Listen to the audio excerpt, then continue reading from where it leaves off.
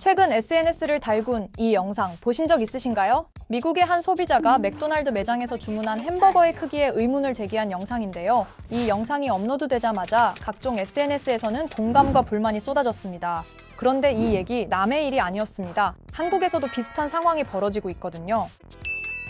치킨 브랜드 하면 떠오르는 수많은 이름들, 그 중에서도 교촌치킨이 최근 순살치킨 중량을 대폭 줄였다는 소식입니다. 원래 700g이던 순살치킨이 500g으로 줄어든 건데요. 가격은 그대로인데 양만 30% 줄여버린 겁니다. 여기서 끝이 아닙니다. 원재료도 바뀌었어요. 닭다리살 100%에서 닭가슴살을 섞어 쓰기 시작했는데요. 문제는 닭다리살이 더 비싸고 소비자들이 선호하는 부위라는 점입니다. 닭가슴살은 상대적으로 저렴하기 때문에 교촌의 이번 조치가 사실상 가격 인상과 다름없다는 비판이 나오는 거죠. 하지만 교촌치킨은 이렇게 바뀐 메뉴를 신메뉴 10종과 기존 메뉴인 후라이드 순살, 양념치킨 순살 등 4종에 일괄 적용했습니다. 즉 모든 메뉴에서 이런 변화가 일어난 거죠. 이게 교촌치킨만의 문제일까요? 농협모구촌이 운영하는 또래올에도 비슷한 결정을 내렸습니다. 치킨에 쓰이는 닭 크기를 11호에서 10호로 바꾸면서 결과적으로 중량이 100g 줄어든 겁니다. 회사 측은 닭고기 시세와 원부자재 가격이 올라 불가피했다라고 설명했지만 소비자 입장에서는 당연히 가격 인상처럼 느껴질 수밖에 없죠. 이와 같은 상황을 우리는 슈링크플레이션이라고 부릅니다.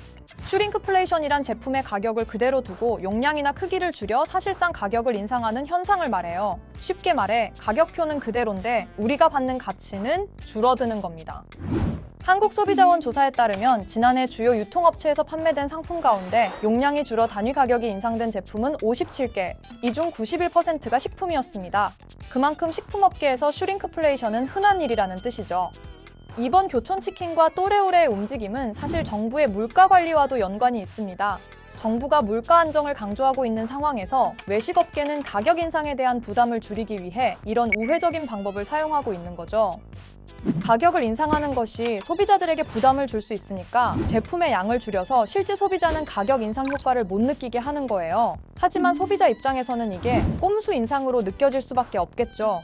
물론 정부도 손 놓고 있진 않습니다. 가공식품이나 생활용품은 용량 축소 시 반드시 소비자에게 알리도록 법으로 규정하고 있고 위반 시 과태료도 부과합니다. 하지만 외식업계는 여전히 규제 사각지대에 놓여 있죠. 그러다 보니 치킨 프랜차이즈 같은 업체들은 법적 제약은 피하면서 소비자 부담은 늘리는 방식으로 버티고 있는 겁니다. 정부는 외식 물가를 중요한 지표로 보고 최근 물가 안정 대책을 마련하라고 지시했는데요. 하지만 규제의 빈틈이 메워지지 않는 한 이런 꼼수 인상 논란은 이어질 수밖에 없습니다. 업계에서는 슈링크플레이션이 앞으로 더 확산될 가능성도 크다고 보고 있습니다. 대표 브랜드들이 이미 움직였기 때문에 다른 업체들도 따라할 수 있고 치킨뿐 아니라 다양한 외식 메뉴에서도 이런 변화가 나타날 수 있다는 겁니다. 결국 슈링크플레이션은 단순히 음식량이 줄어드는 문제가 아니라 소비자들에게 실질적인 가격 인상 이상의 불만을 안기고 있습니다. 겉으로는 변하지 않은 듯 보이지만 실제로는 손해보는 기분. 여러분들은 슈링크플레이션에 대해 어떻게 생각하시나요?